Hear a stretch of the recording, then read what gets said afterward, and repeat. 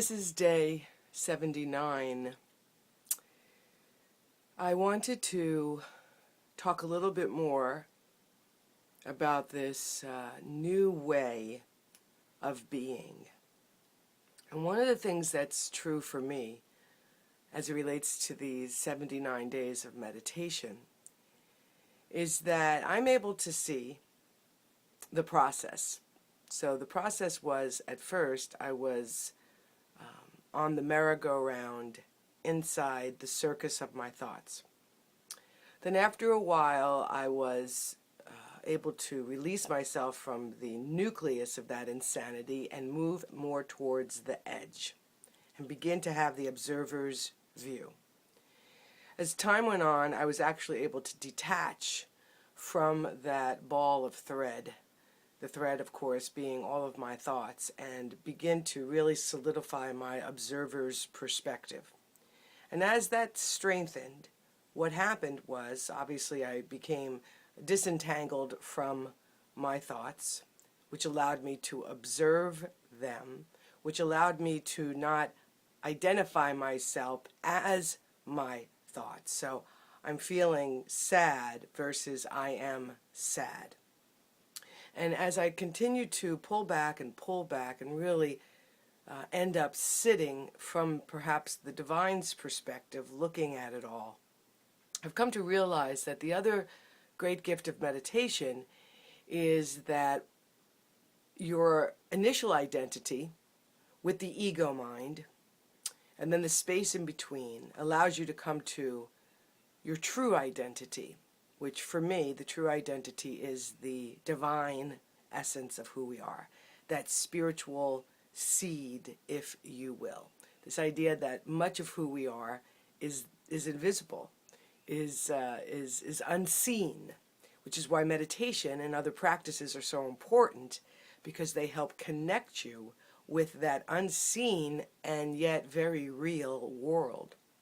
So when we talk about how do we be in relationships in a new way, it begins with this identity and this new self-absorbed, self-realized, self-experienced identity that I would call spirit, divine, God, whatever the word is for you, but it's the feeling state of being the essence of life itself. And as you begin to be in that essence and be in that presence, and as you begin to practice yourself as that presence, that becomes your identity. That becomes who you are. And so I was talking to a beloved colleague of mine, and we came up with this way, because when I was going through and still to this day, it's like, okay, well, show me how. Sounds great, but give me a practical thing I can apply. So meditate and begin to go through this process of disentangling yourself from your thoughts and your ego mind and begin to touch the truth of who you are. Number 2, don't take things personally. You know, great book, The Four Agreements. I mentioned that the other day. I would read that if you're serious about this. Matt Kahn on YouTube, Kahn. He's another great source that I've used to strengthen this new way, all right?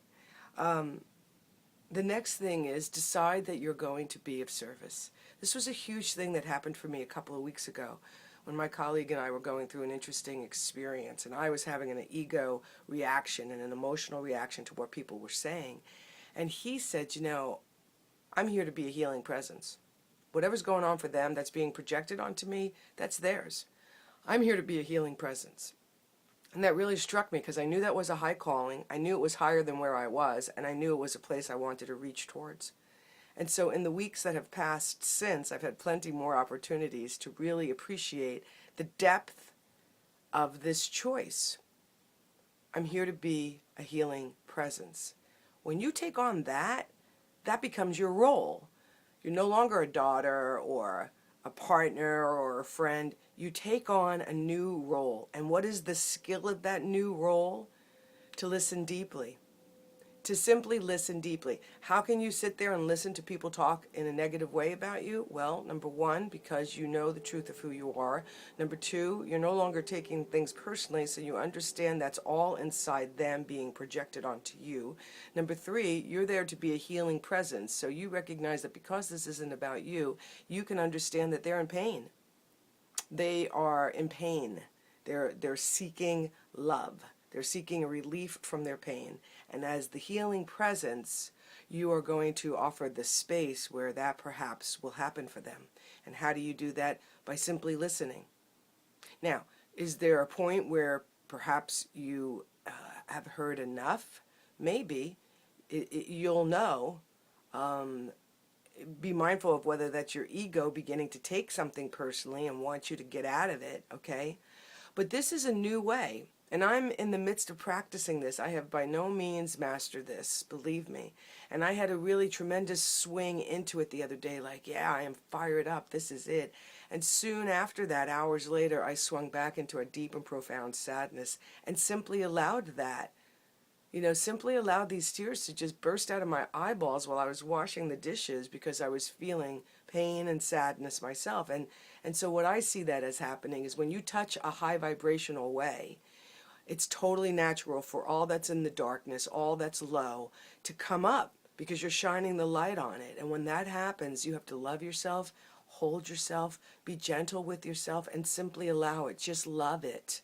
Just love that part of you that's having that painful experience, because that's exactly the role that you are strengthening your space. But the ending is important here, because what I was saying is that the practice includes being available for yourself when you're in pain, when emotion is coming through you, when you're in pain, to love yourself, to hold yourself, to be gentle and kind with yourself, to listen to the self that's in pain, and to simply allow that pain to come through you.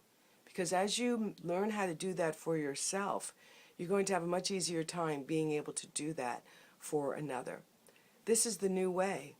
This is how we heal our lives. This is how we heal our relationships. This is how we become a healing presence for this world. And I don't know about you, but based on everything I'm seeing, it really needs as many healing presences as we can muster. So meditate, begin this process, read the 4 agreements, begin practicing not taking things personally. Watch some videos from Matt Kahn and Kyle Cease, C-E-A-S-E, and Michael Beckwith. Love yourself, really. Get to that place where you just love and totally accept everything that's happening. Kyle Cease is really, really good for that. He's got a ton of videos on his website. Highly recommend that.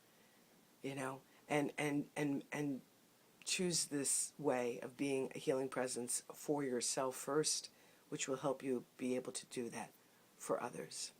This is day 79.